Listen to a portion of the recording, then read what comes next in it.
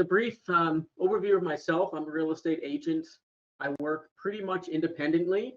I don't have a team. I don't have a whole bunch of people working for me. And I stumbled upon Zoho. It was recommended to me, I should say, because I could not find a software that really managed everything that I wanted to do with my business in one place. I don't like multiple entering between software. I don't like going from one software to another software to manage different parts of the transaction. So I was looking for a software that I could create or customize where I didn't need 3 or 4 different pieces of software. In real estate, the softwares that exist for real estate tend to fall into 3 or 4 different categories. Primarily CRMs, which are historically used to obviously generate a deal right up until the point when it becomes a sale. After the sale is done, most people are pretty much done with their job, most salespeople. Well, real estate agents are just getting started with their job at that point. And on top of that, we don't get paid until the deal closes, which is much later. So after the deal and the listing agreement or even the purchase contract is signed, then of course we have a whole bunch of work to do. So prior to using Zoho, I would then hop into another system to manage all the stuff that was happening during the transaction. And then after the deal closed, then I would hop back into the CRM in order to follow up with them after closing to generate referrals and the sort of things that real estate agents do after closing. And on top of that, I even had a third system which would help me generate referrals after closing. So there was at least 3 different systems, and most agents that I know use 3 to 4 different systems. Their systems fail, so they tend just to sub out the portion of the transaction management, which is just sort of paperwork management, to another person. So that's just a quick background for what I've been trying to do. My system is not perfect yet, but I'm very happy with how far I've come in the maybe 18 months or so that I've been using Zoho. I'm continually discovering new features and improvements. And okay, so let's just dive right in. This is my home screen. I don't want to spend a whole lot of time here, but I do have on my home screen a huge portion of real estate agency in general is referrals. So something like 88% of all real estate transactions are generated by referral, and yet most CRMs are not designed to handle referrals. They're designed to handle leads. So I have calculate the number of deals that are referred to me by different people, and then this helps me to know where to focus my time. So most of my business comes by referral. So of course I spend a lot of time touching base with people that have referred me deals. As you can see, there's one person here that's referred me a ton of deals. So we definitely want to keep in touch with that guy. And then you just go down the list by the number of deals they've referred. But the real core of my system that I've spent most of my time customizing is the deals module. So I'm probably just going to start by creating a deal and then quickly going through the blueprint, which I have created for the deal. So I'm just going to call this a test deal. Contact name, I'll just pick a random contact. The amount that I use for the full amount of the contract. So it's not the amount that I make, because of course we're commission based. So let's just say this is a 500,000 or so house, and we're just going to say that it's a seller. I'm going to skip the lead stage because I only use it to filter and send me tasks right in. So let's just say that they're coming soon. So my lead source, let's say it is a referral, so I can show you how this referral tracking works. So if it's a referral, then it's going to pop up and say who referred them. And let's just say I'm going to use the guy that's on the top of that screen, because then you'll see how it updates him.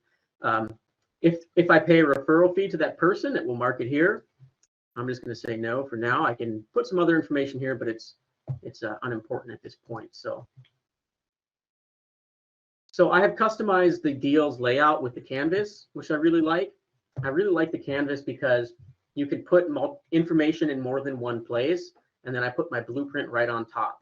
So no matter what I do from within this deals module, this blueprint stays right here.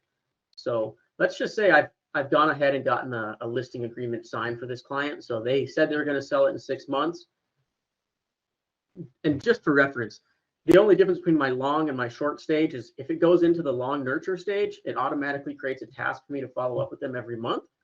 If it goes into the short nurture stage, it will automatically create a task for me to follow up with them every week, right up until we get the listing agreement signed. So let's just say that I've gone ahead and gotten the listing agreement signed. It's going to ask me for a bunch of information here. We've updated the list price now. They decide they want to sell it for $525. So I've got my listing expires in, let's say, 3 months. I would have prepared all this in advance, but it actually doesn't show you how the system works, particularly during this during stage of the transition, which is one of the most beautiful things about Zoho. So listing start date is today.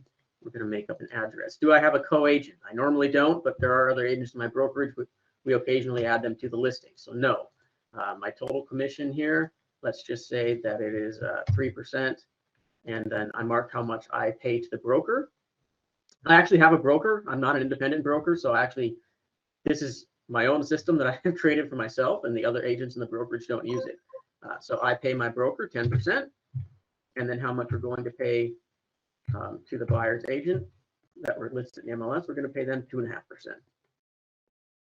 Do we ask questions during or after?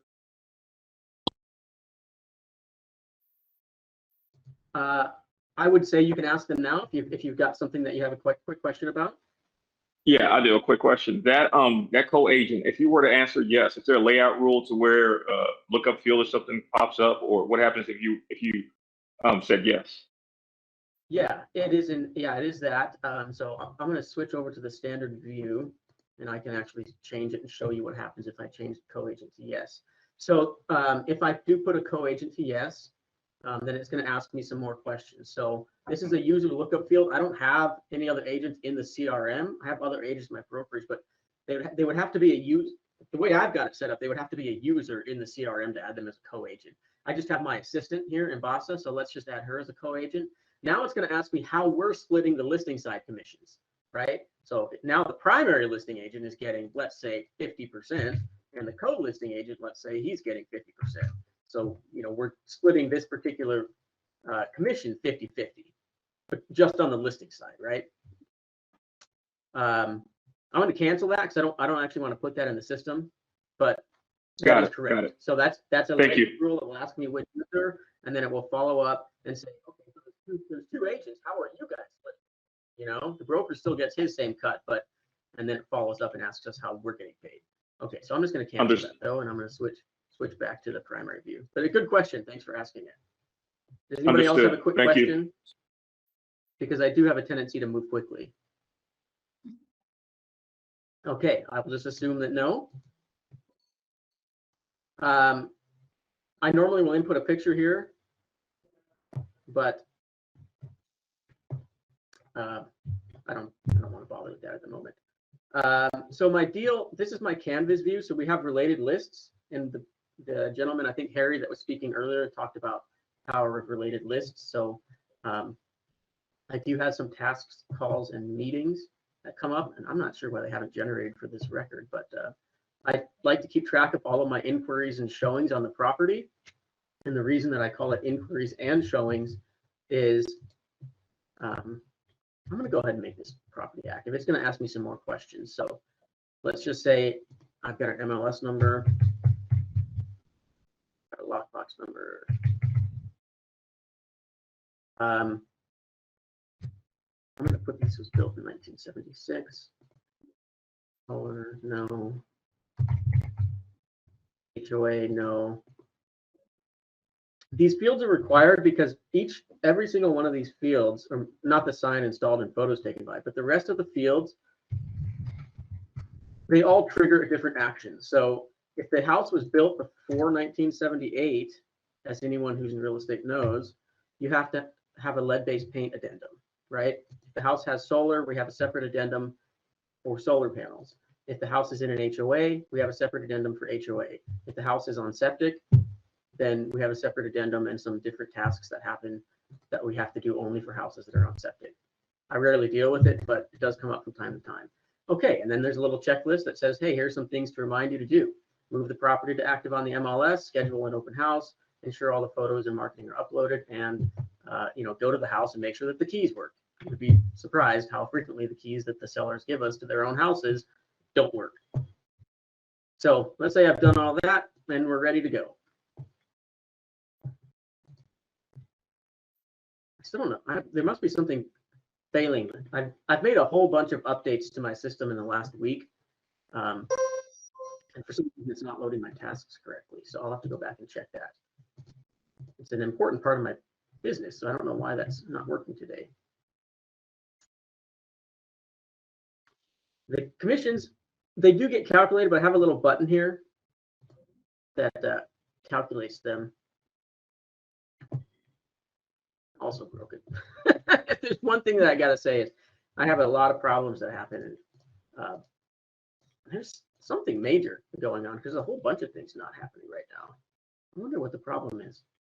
I apologize. I don't know why this whole bunch of things are not working at the moment. It's not generating my task. Step by step. There must be something.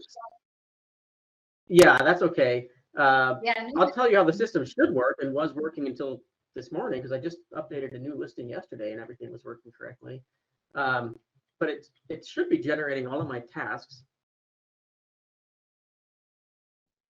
And it should be generating paperwork records as well. There must be something missing in my blueprint. I'm not sure what's happened because it also creates WorkDrive folders and all of that has failed. So I'm just going to go to a deal that's currently working, one that I have under contract currently, which will have live client data. So this might be a section we edit out of the completed thing. So this is one that I actually have under contract currently. You will see that I have all kinds of tasks that are submitted, or these all got generated automatically. So every time I submit a new document for the deal, it sends me a task to make sure that I review it and that it is correct. And then I have some other tasks, and these tasks are all contingent upon the dates in the contract.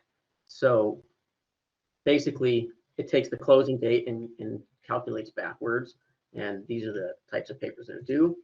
I have paperwork. Again, I don't know why the other one has failed, so I'll have to double check and see what happened there. But it automatically generates all of my documents that are due, the date that they're due, and when I submit them into the WorkDrive, it submits a link here, and it says that the broker is reviewing these files. And after the broker has reviewed them, then I do have to go back and manually change this to show that they've been reviewed by my broker. But all of this is done automatically. So you can see that some of these are due in the future. This one is due like today, so I should go ahead and update this one today. Commissions are calculated here automatically, and then I've got all of my contract information stored here. So do I have a listing? Let me go back real quick and find a listing that's not under contract. Okay, so here I have one that's not under contract. I have created an offers module to store all the offers that we've received on the property. And this property just has one offer that we did not accept because it was quite low. But every time we get an offer, all the details from the offer are stored here in the system. And if we go under contract, which again, I won't do here, but if we go under contract, it actually takes all this information from the offers module and moves it into the deals module. The reason that I need it in two places is because all of the dates for the tasks in the deals module are contingent upon the dates that are in this offer. So it'll take the closing date, the number of inspection days, and other information that's contained here, and it moves all of it to the deals module. This is not quite as important as it used to be. I used to have, during COVID, houses getting 20 to 30 offers per listing.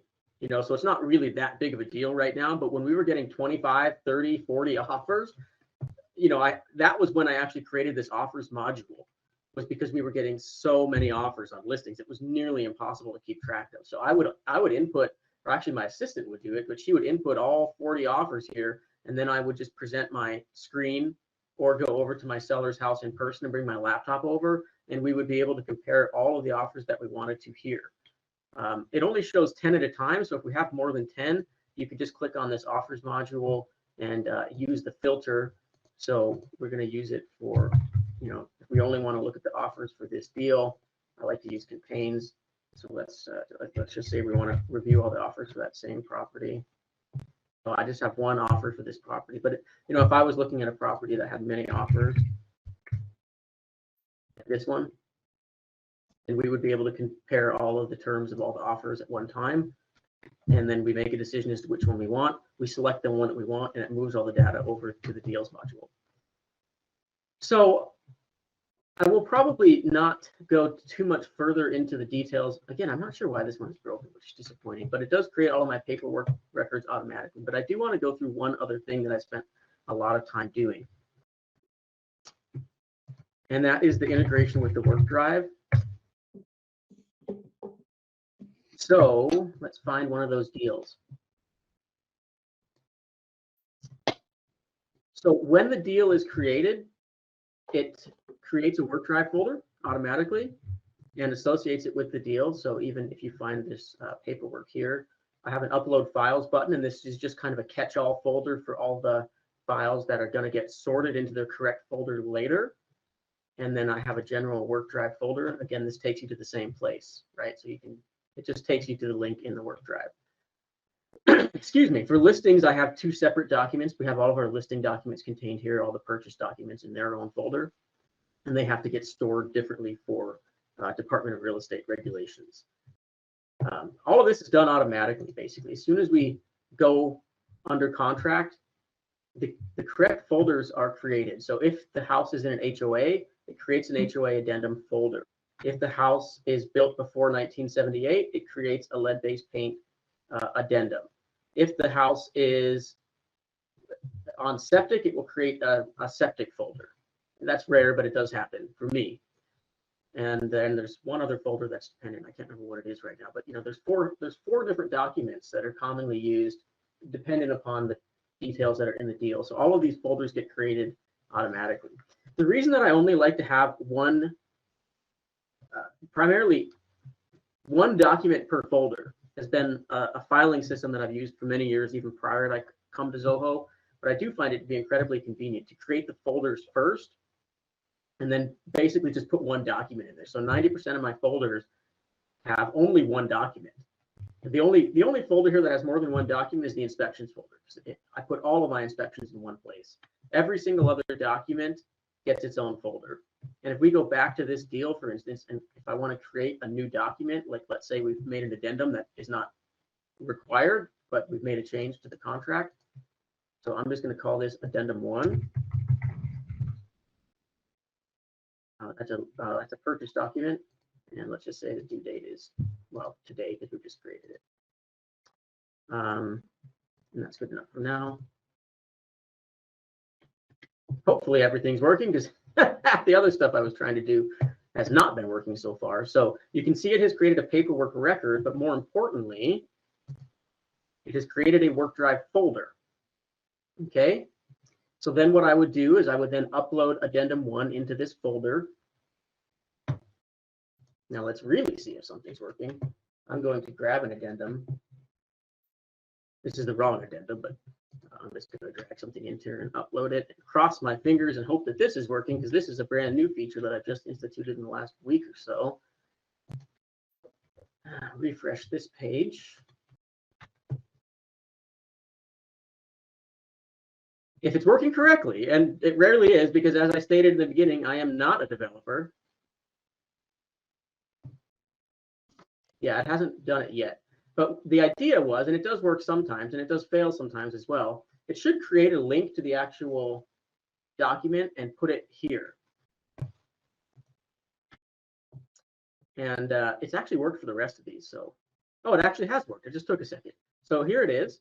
It's changed the status now to broker reviewing, right? So I uploaded a document into that folder, and now my workflow, now that document has to go to the broker for his review, which I will do. It creates a task for me to send it to him, which you saw earlier. I had a bunch of tasks that send these files to my broker. So he will review it, and it has automatically created a link for me to view that file directly. Hey, I'm glad that was working, because I spent a lot of time making that work. So that is the core of my system. I could go through a few other things, but you'll see I have some transitions here. So once the binser is our inspection notice. Hey, Patrick. Closing. Hey, yes, sir. Hey, Patrick. Really quick. What's the benefit to you? I'm not saying there isn't one. I'm just curious of the one document per folder logic that you do. Is it for analyzing, tracking, viewing, scanning, skimming? What is it? Okay. The primary reason that I need to know the one document per folder, and this was something, like I said, I adopted before I came to Zoho, but I do I have quite liked it. I learned it from another agent, and I have to flip over to another system. Unfortunately, this is the only system I still use outside of Zoho.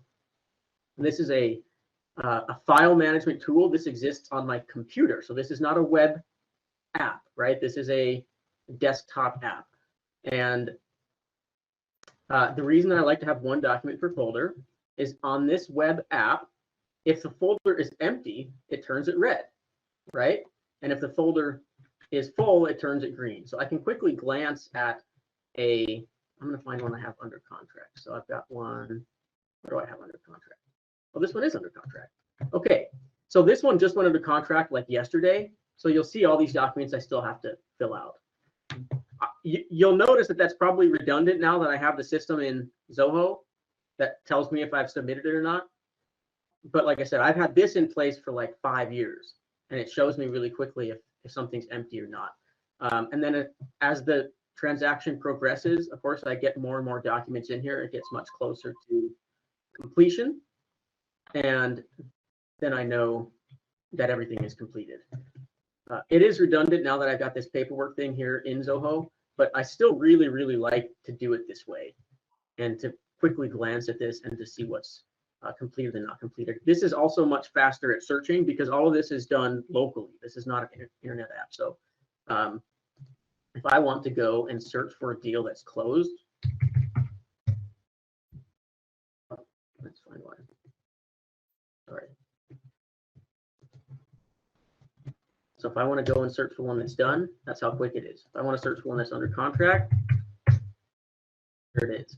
And then I'm going to look, see how far along am I, what am I still missing? I've got a few documents in this agent upload folder. These were just put in there yesterday, right? So I need to deal with these. But once I take and deal with these, then I just move them into the correct folder that they go to. So I'll just take this earnest money deposit and go over here. And now let's really see if it's working. And let's go. I'm going to give it a few seconds, and then I'm going to check the paperwork record and see if it's noticed that I've uploaded a file into that folder. Because with the work drive, so this is the work drive on the desktop, right? But it syncs with the work drive that you can access through the cloud. And that's why I like it. I could turn my internet connection off right now.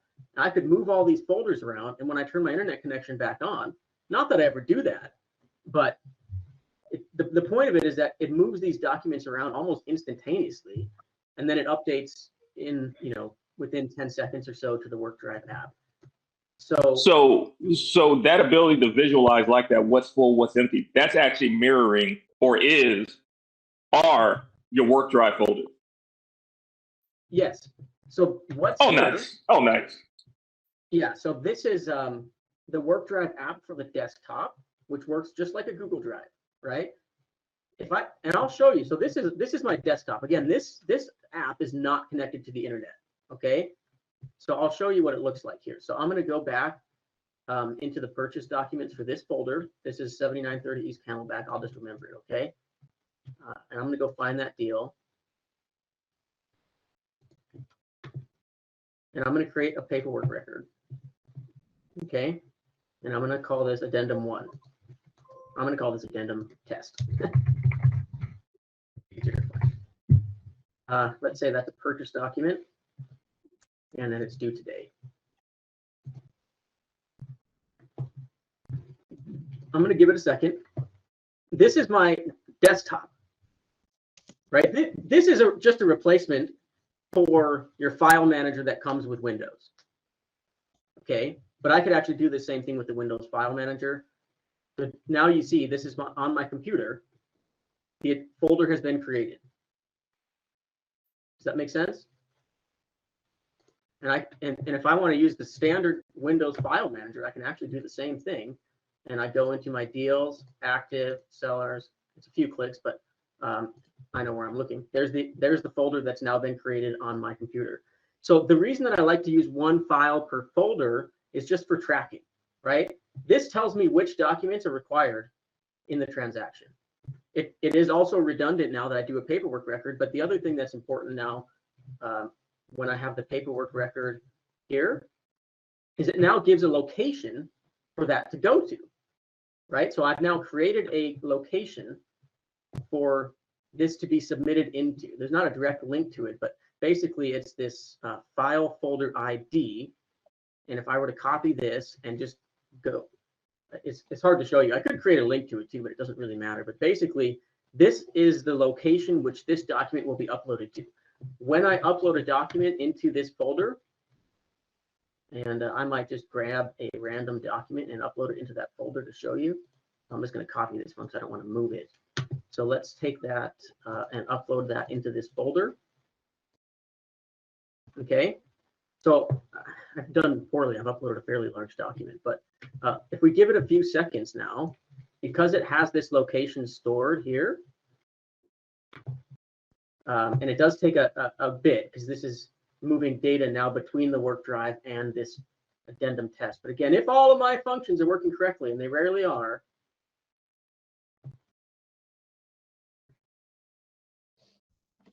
let's see. Usually takes about 10 seconds for this one to go through. Well, it probably will go through eventually, but what it should do then is then it gives me a direct link to this file. The only way for WorkDrive to know where to send this data to for this thing is when it creates a folder, it stores all of that information here. So I've got the deal folder, the listing folder, purchase folder, and then this file's unique folder ID here. And then it will say, okay, there's been a document uploaded into that folder. And so where do we send that information? The only information it's sending basically is the link to the file, and then it updates the status, and then it knows where to send it to. It's a little bit complicated, but still curious to see if it's worked. Because I just there it is. It has worked. So like I said, I uploaded a fairly large file, so I thought it might take a second. So now if we click here, right, this is linking me back to the work drive. And there's the document. Okay, why do I like to use the work drive? I could use an attachment for the same thing. Well, there's a number of reasons. Number one, if I want to put more than one file in a folder, like I do for the inspections, right? I like to put all my inspections in one place. I don't like to create a new paperwork record for each inspection.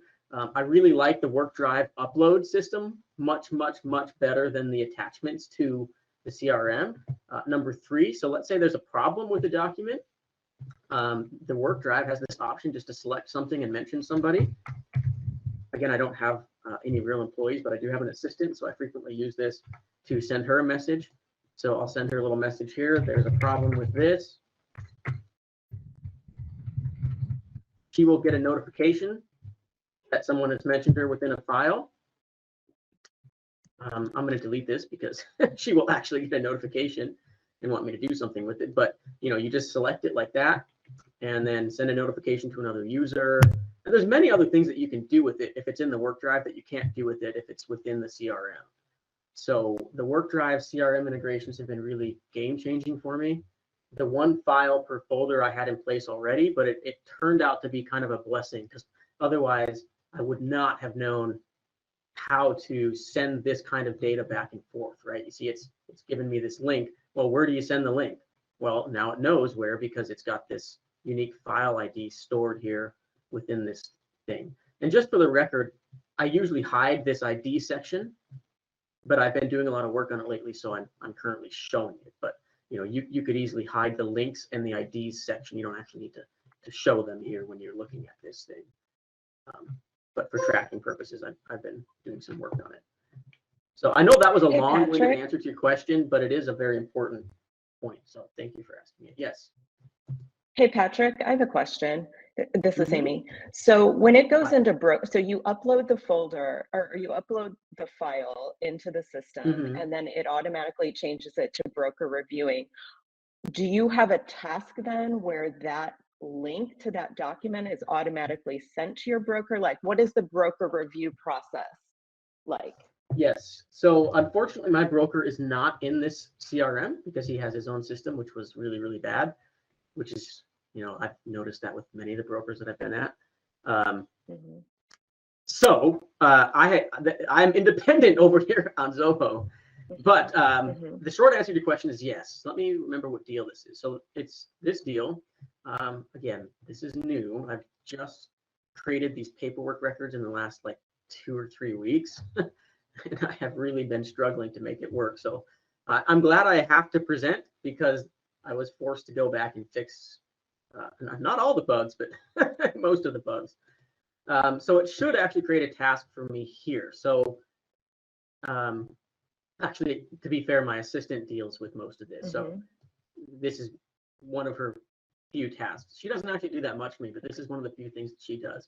She has received some tasks to review documents, and she did not come to work this morning, so I don't know what she's doing. But the short answer to your question is yes, right? And what I do is I put the task link in the description. So if I'm just going to copy and paste this link into a new window, and you'll see that the document is here, and and then normally what she does here is actually takes it and then submits it into my broker's system. And after he has reviewed it, then she re-downloads it back into this one. That step is a bit tedious. I do know that, but the way my broker system is set up, that's the only way to go about it. So if the broker was in the CRM, no. If the broker was in the CRM, he could actually review it here, right? He could just make a note to me right here. Or what happened here? I don't know why I'm not able to select a box right now, but anyways, he can, what am I supposed to be doing wrong here? I don't know what it's done, but normally, there's my little pointer thing. Well, I don't know why it's wanting to select text, not a square, but normally I like to use the square and then you can make a comment. So if the broker was in this CRM, which would be great, then they can just make a comment like, hey, agent, there's a problem with this portion of the document, right? And then I select myself, it looks like. I only have my agent. So you can select agent and say, hey, there's a problem with this portion of the document, and you need to fix it. In which case, I would go back to my paperwork record, which is, I don't remember what addendum that is, but let's just say it's one of these addendums, okay?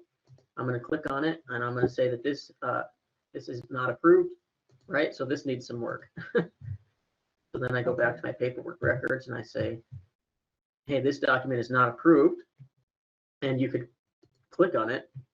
If I had made a comment, it would actually show up here under the comment section.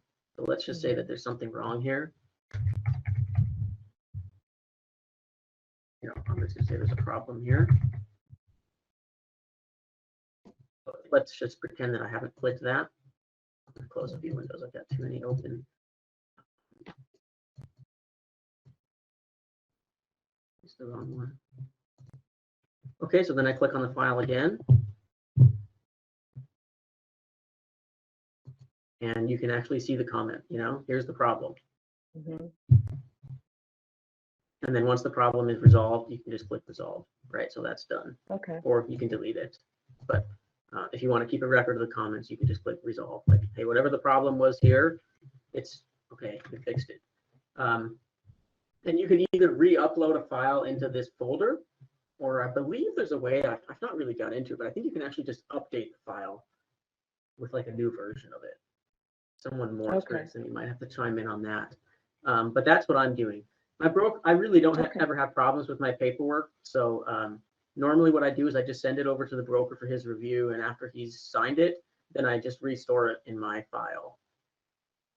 Gotcha. So you upload the broker signed document then into that folder? That's correct, yeah.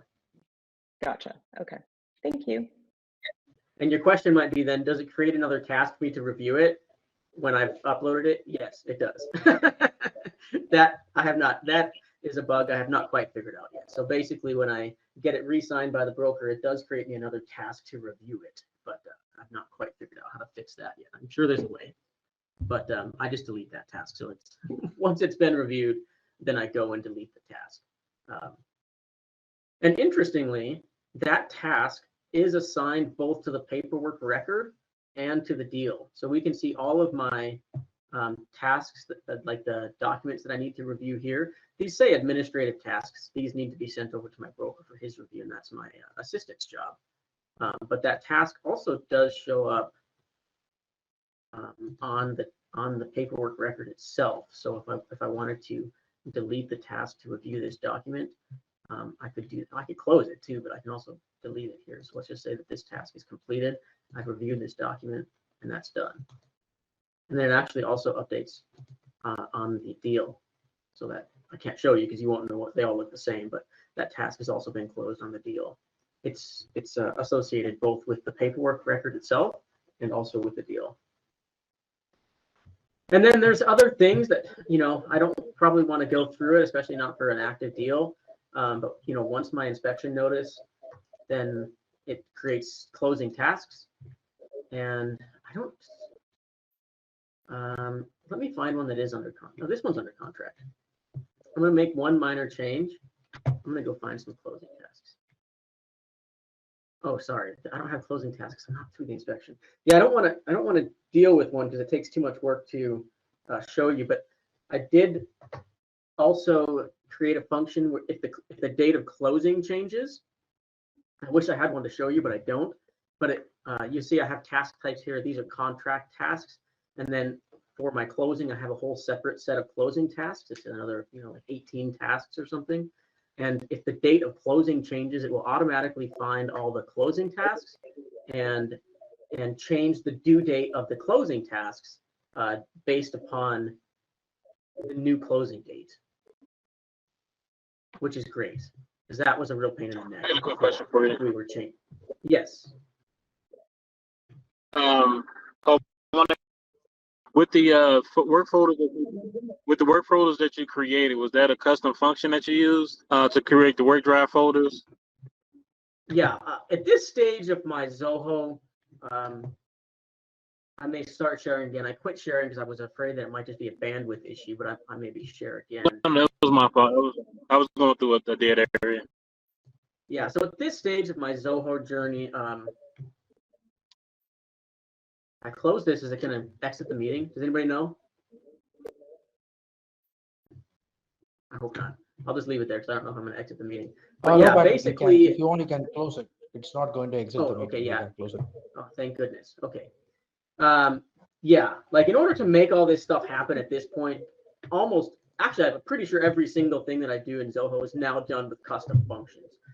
Unfortunately, I say unfortunately because, as I stated in the beginning, I'm not a developer or a programmer, so I was trying to avoid that.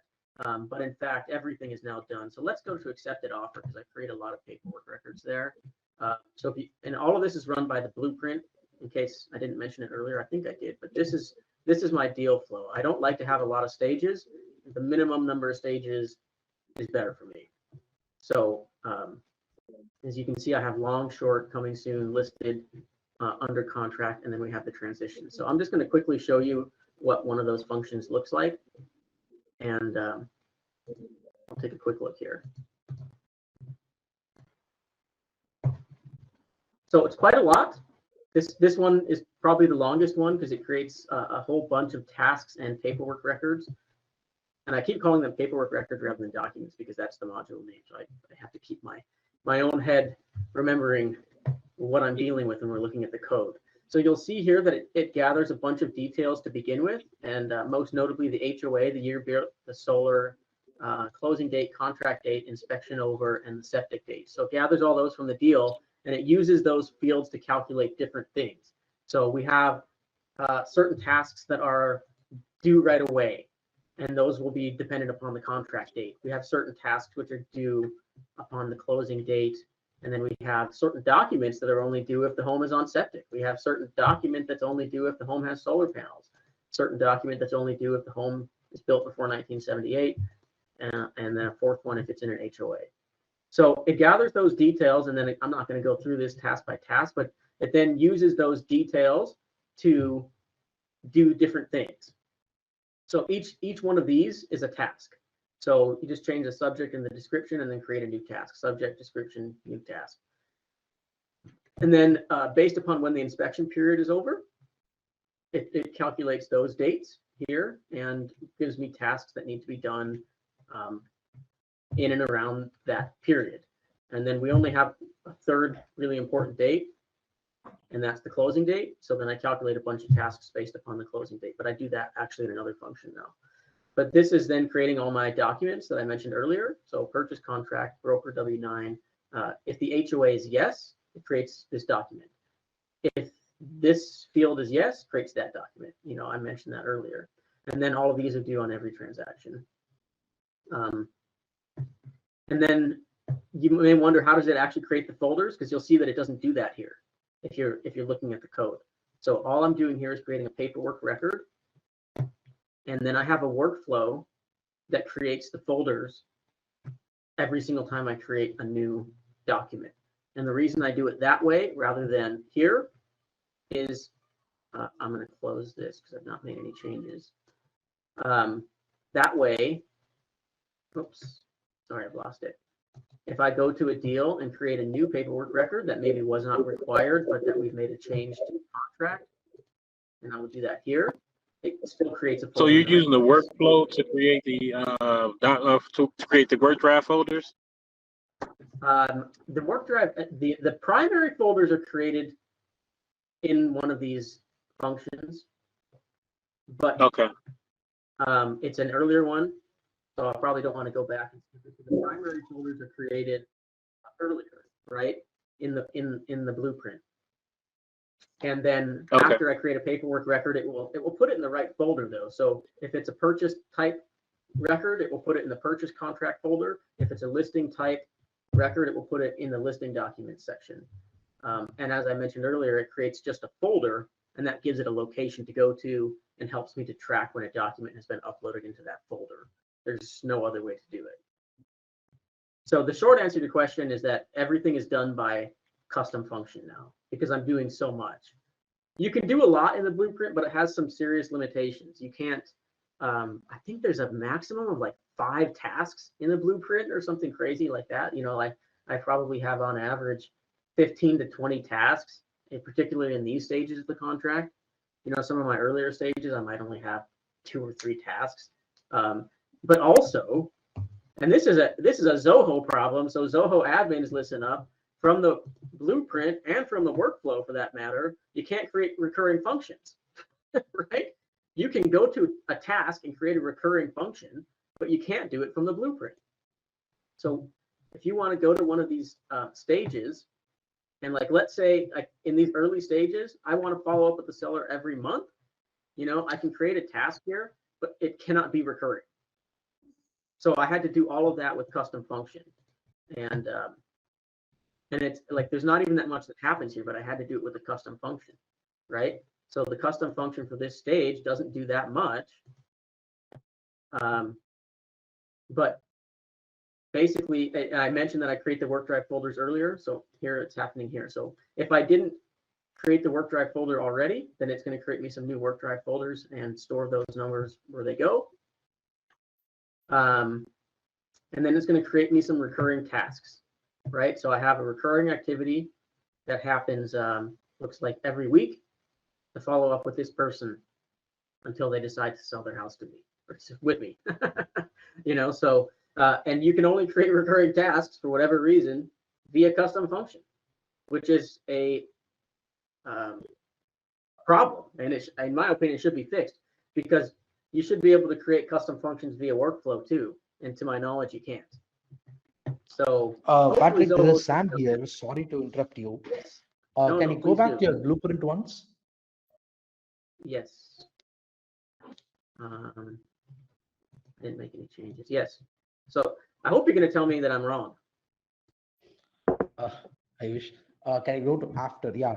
We are going to add one more option called as execute circuits here. I can give you a quick screenshot of how it looks like. What was it that you said? So it's called as circuits. I'll put it in the chat. That's a early access new feature. Yeah, it's relatively new, and we are slowly releasing it to our partners and then to our customers. Okay. So what it's going to do is it's going to help you run recurring functions as well. And you can create a circuit, and it's going to be like a blueprint for functions. So you can write recurring functions, a function can trigger another function. So all those things can be managed. So when that is released, this is going to be fixed. Great. That is awesome. I saw that circuits came out recently, and I have not looked at it. because I've spent like the last year and a half creating this blueprint. So we are arranging a meetup for that. I'll send invite to all of you. yeah, you can create a recurring task via custom function, but not only does Zoho not have some documentation on it, but for anybody curious as to how I came up with that ridiculous set of rules there, at first I sent it to support, but I found that if I wanted to make a change to it, it wasn't possible. I did find a fairly easy way to find the rule. Just, does anybody care, or should I go into it? It takes me like 2 minutes. Anybody want to see how to find a recurring function rule by Deluge? I'd like to Yes, see yes, it. please go ahead. Okay, I'll go ahead and share it again then. So I have this, I'm going to leave, I think I have changes. So I have this test function that's just stored over here in the function, just does nothing.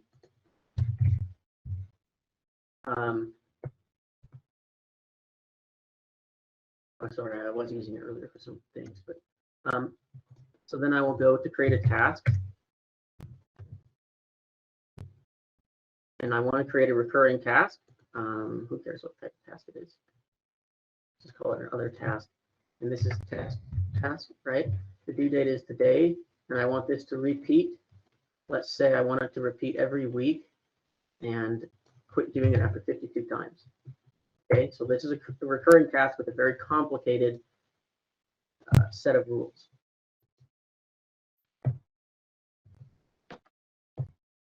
Okay, I will now grab this task record ID and let's see, call it, I'm not trying to type in caps.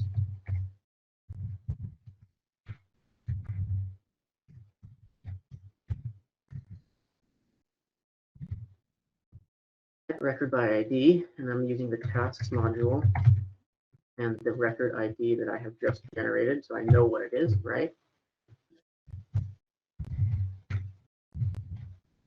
So I just say, hey, I've just created this task, and then give me the details of the task that I just created with the right rule that I want. Okay. Oh shoot, I didn't execute it. Did nothing. Okay, so then you get this stuff here.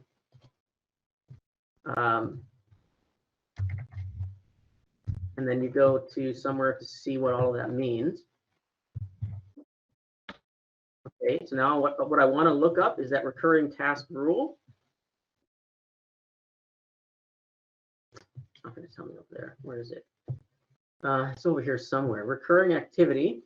Okay, and there's the rule. So you would then, let's say you wanted to create something that repeated every week, you know, and then I just copy this. You just copy this thing right here, this little rule, and you might have to make a few changes to it, but that's how I found how to program these recurring tasks via Deluge. Just create a task with the recurrence that I want to, and then go and figure out what it's done. I mean, of course, you're going to have to change the starting dates and the ending dates, you know, but if you are familiar with Deluge, that portion is fairly easy to figure out. These other things like the frequency, the interval, and the count, you know, by day, you know, this is fairly easy. Monday, Tuesday, Wednesday, Thursday, Friday, Saturday, and then you just change the starting dates and the ending dates and the count. You know, this is going to repeat 52 times, so every week for 1 year. And then I just copy and paste this and put it into the task map. I also have stored it because it was such a problem for me in the little Zoho notebook, right? So I've got some coding stuff that I just stored over here, things that I use repeatedly, and it's just down here somewhere. So repeat monthly for 1 year. You know, I've just got a little thing, and I just copy and paste it now exactly the way it is, because you know, start date is today, start day. You know, I just copy and paste that into the function, and now it works. But finding those rules is not documented anywhere. So I'm glad that you solved it, but for anybody who's still working with the blueprint and doesn't want to recreate the whole thing in a circuit, you can create recurring activities with Deluge. It's just not simple.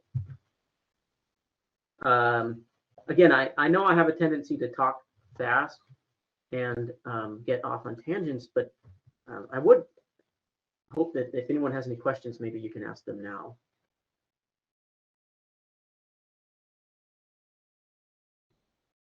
I'll start off the questions. Mm-hmm. You've spent quite a bit of time from a deals perspective, and it looks very extensive in terms of how to manage a listing once it's been obtained. Mm-hmm. I guess have you worked on leads and or contacts in any way? Is there any future plans of how you want to develop the system to address more of a, let's say, traditional lead-based real estate business? I definitely thought about when I first started it. I mean, the Zoho system is pretty much set up to start with a lead, you know, and most CRMs are. But I just found it extremely confusing. And I don't come from either a sales background, you know, nor a developer background. And I think most agents probably don't. So I didn't understand the difference between a lead and a contact, right? And there was a whole bunch of people. I'm like, should these be leads or contacts? Like my friends and family. You know, it's common in real estate to generate referrals from your friends and family. We call this our sphere of influence. Is that a lead or a contact? You know, like I just got stuck on so many of these questions for so long that I I abandoned the leads module. And when I did that, I found that to be much easier. Actually, I shouldn't say I abandoned it. I'm going to close this. It does still exist in my system here. I just don't use it. So the short answer to your question, my blueprint contains a lead stage for both the buyers and the sellers, but it doesn't do anything there. And if it goes there, you'll see the maximum amount of time until a record can be in the seller lead is 30 minutes, right? So as soon as it goes in there, it starts sending me email notifications like, hey, get it out of this stage, because nothing should be in the lead stage. Everything should be responded to and moved in either to a long nurture or a short nurture stage, like right off the bat. I mean, this is not a stage where somebody should be sitting. They need to be contacted and determined if they're like, are you ready to sell in the next 3 months or right now? Or are you just, you know, thinking about it and should I follow up with you monthly? I mean, that's the real question for me. So the short answer to your question is that I have a lead stage and I don't use the leads module because it became too complicated for me. The second part of your question is, am I planning on developing it? Probably not, because I don't really deal, if someone was dealing with like online leads like you might be, and you're getting tons of people coming and like, you know, entering information online and having to sort through the ones that aren't even real and then deciding if you want to convert that into a deal, sure. Like I totally get using the lead stage, you know, but like I said, general agency stuff it's like 88% is, I think that's the number put out by the National Association of Realtors on the number of transactions that are generated by referral, right? And I had a CRM, it wasn't really a CRM, but Brian Buffini's Referral Maker, which was very good at helping you generate referrals, but did nothing else. So I basically took his rating system for my clients and put it here into the system. And that's the primary thing that I focus on is generating referrals. So I don't deal with massive numbers of online leads. And if I'm honest, there are systems out there that exist already that are much better than that I have no real desire to replicate. And most CRMs, if I'm honest, are probably designed to do that. So I felt no reason to reinvent the wheel here when, you know, and those systems exist and they're very good, like Follow Up Boss. You know, there's several others, Chime, and those systems are really, really good and they're awesome, but they didn't have the customizability to do what I wanted to do, which is mostly focus on referrals and not have to change systems for my transaction management. And even after closing, like after a deal closes, it sends me a task to follow up with this person. You know, I can't even remember. I think it's every month, you know, until they tell me to stop. So, you know, I don't want to have to move that information back between systems. So, I mean, the short answer to the question is probably not. I kept the leads module here, but I don't use it anymore. I just don't deal with enough bad leads. Like most of the people that come to me are by referral. And even the ones that are kind of like cold, they just go into the lead stage and then I sort them out there. So if they're not legitimate, I would just go and mark the stage and just say lost. Like this one is not real. I think I even have a transition image that says junk lead. I just don't deal with very many. Yeah, so this is just a junk lead. Like it came in somewhere, I followed up with them, and it's not real, and it's just junk. So the long answer to the question is that I use the blueprint for leads. If you were dealing with like thousands of them, I totally get why you wouldn't want to do that, or even hundreds, but for me, I might put like a maximum of 10 deals a month into this, blueprint. And if I input 10 a month, I'm closing like 4 a month, that's a lot. So I just don't need the complexity of dealing with the leads module. If that makes sense. Great, thanks, Patrick. Yeah, does that answer your question? I feel like I talked in circles a little bit. No, it does. It does. I'm actually approaching my business from a farming perspective. So the approach that I take is understanding a house is an account, and then who are the people living in that house as potential leads. So then they're held in the leads module, assuming they've said something of interest, right? Yeah, maybe next year I'll sell the property. At which point, once they've converted, then they become more of a contact, and obviously upon contract is a deal. Yeah. I just found it too confusing to draw the line between a contact and a lead.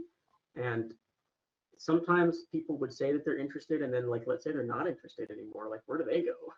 You can't go back to leads. So it was just too much for me. And then, again, I'm just one person. I'm one agent.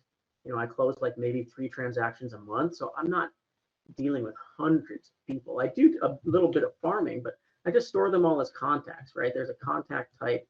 I don't think I have a little list here, but I think I have a contact type for farming. I don't do that much with it though.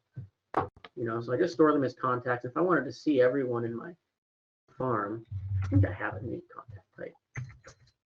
Let's see, what is it called? Yeah, contact type is, yeah. So I do have some in there, but I don't really use this, right? I have some people in my neighborhood that I keep in touch with, but it's easier for me just to put them under the sphere of influence type anyways. So Hey Patrick, I have a question. So are you associating contacts to an account? No, for instance, I don't have accounts. Gotcha. Okay. So I got rid of the accounts altogether. Okay. But continue with your question, I guess, as to why. Well, no, everyone approaches the way they architect their system differently. So the way that we've done it is we have an accounts module. The accounts actually is the people that are related to you could call it households, you could call it whatever sort of grouping you want. So we would have an account for a couple that owns one property. So then we also have a properties module that we assign to the account. So you have the account, you have the contacts underneath the account, and then you have any properties that they own that would be attached to the account. Yes. Which just helped us in the deals module, because then we associate, I think the way we associate is the deal with the account. So you can have all the people that are related for email notifications, that sort of thing. Yeah, that sounds great. But I got rid of the accounts. So I only have a max number of 2 owners, but I'm a deals centered everything, right? So everything is kind of centered around the deals module in my system. I understand why you would do that, and it would make certain things easier. And if I had known more when I started, I might even have done it that way. But some of these things are, too far in to change now. So, and when Amy, I did not know very much about it, so I just kind of went with what was easiest, and then I built it out from there. So yeah, I like that idea, and like I said, if I had known that was the way you could do it from the beginning, I very well may have done it that way. But currently, I've only got a max number of 2 owners per deal. You know, so if I've got, I don't think I have one. Yeah, I think I do have only 2 owners right now. So it's just got the 2 owners associated with it. So I have the primary contact name and then a co-owner or buyer if it's a buyer. You know, so if it's 2 owners, then that's it. But that's the max number that I have per deal is 2. And it does associate it with them. So if you go to them, you can look it up and see which deals they're associated with. But it's not quite as clean as what you've done, for sure. I definitely can see that now. Okay, any other questions? I heard someone else talking there.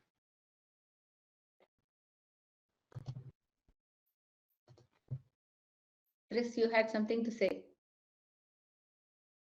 No, it really wasn't a question. I was just going to follow up on the way Amy architects her system.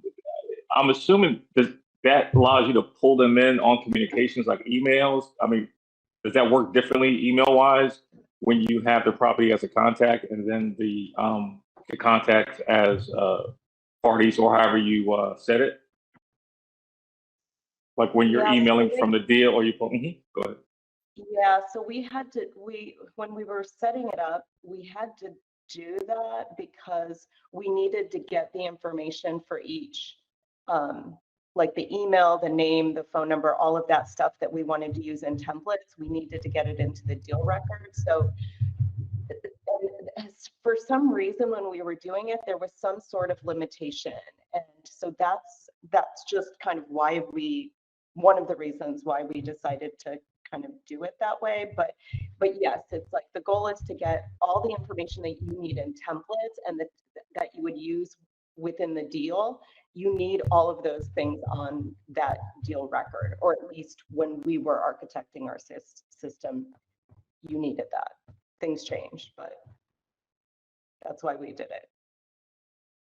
Very cool. Thanks. And then Patrick, one other thing I was going to say was a while back when you had to do with the attachments and your preference for using the WorkDrive for the paperwork or the documents versus an attachment, because most other systems, you know, they're pretty much attachment based. You know, when they're pulling in stuff, and of course, you can mention people. You know, say mention them. Hey, have a look at this to make sure this is filled out right. Yada yada yo.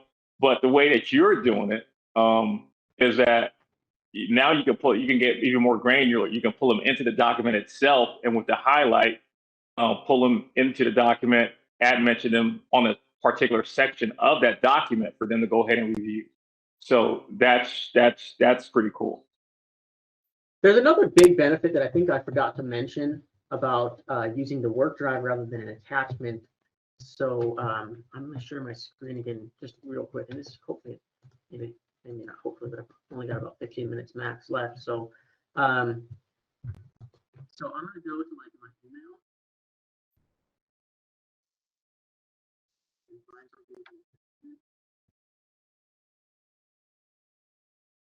Here's an attachment somewhere.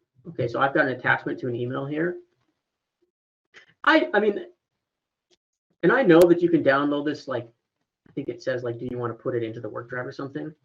But so I've got hold on, let me figure out which file. It's 7930 East Camelback. Oh, conveniently, I'm in the right file already. So I download this just directly into the WorkDrive folder that exists into my computer, right?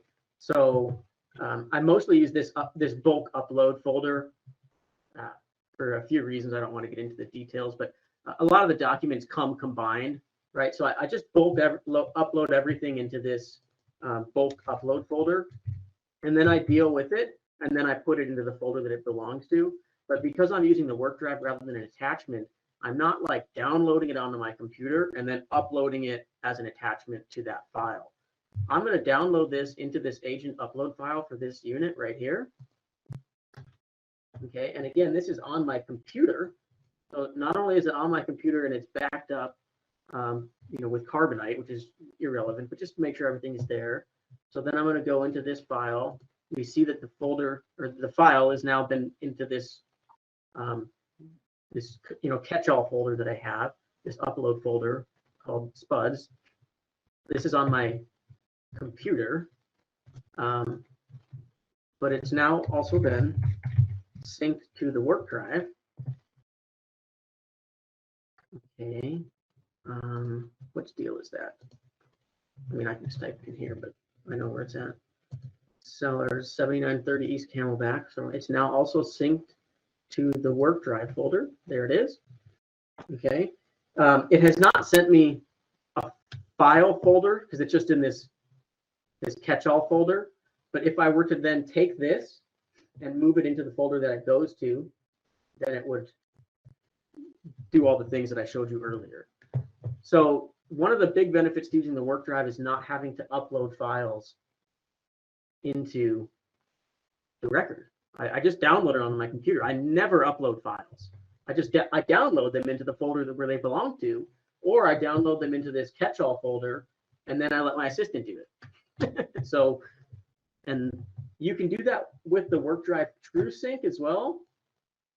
I don't know enough about it. I found this one to be more convenient, but I think they do basically the same thing, except it doesn't actually store the document on your computer. But I like to store it on my computer because then it backs up separately also. So I've got all the files on the work drive and I've got them on my computer here. And it just syncs.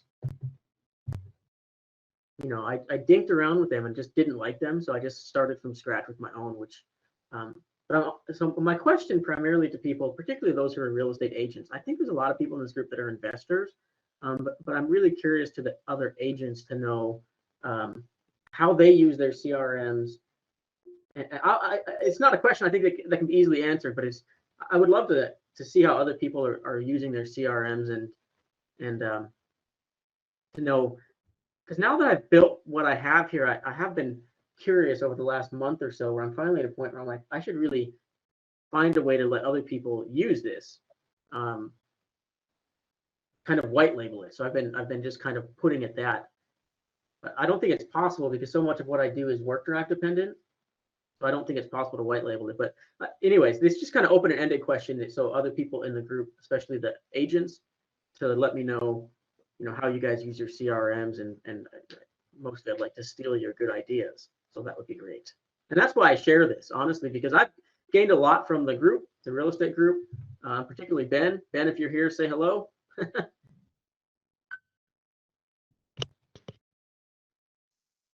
Yeah, so Patrick. Hi, Ben. Yes, just want to I'm thank you Walter. for. Oh, hi, Walter. I thought that was Ben talking. Hi, Walter.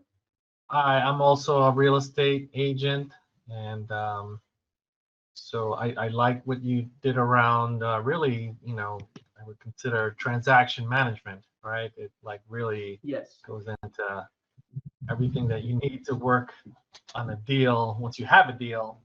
I agree with the other comment about, the other side of the coin, which is, getting the deal. And there's plenty of CRMs that do lead management pretty well. So, so I use both. I use a lead management system, Chime CRM, and then I also use Zoho for other purposes like you do. I'm also involved in, like, for example, agent recruitment. So I use Zoho CRM for managing, that piece of the puzzle and managing relationships. And I'm also a mortgage broker, so I handle, leads as far as working with realtors as a mortgage broker. So I've kind of customized Zoho pretty much like you did to manage whatever I do that, standard CRM can't do on the fly. It's pretty much. But as on the real estate side, I kind of, I am using one CRM for lead management and pretty much Zoho for everything else. I can definitely get why you would do that if you're dealing with a lot of different types of leads and needing to qualify large numbers of leads. You can do that in Zoho quite well as also, but I don't, right? So like I said, I don't deal with maybe 10 leads a month, you know, that Yeah, would be a that lot for me. case, And if Zoho if all 10 of those are real, I would be closing 4 a month, you know, and that's, I guess, enough. Yeah.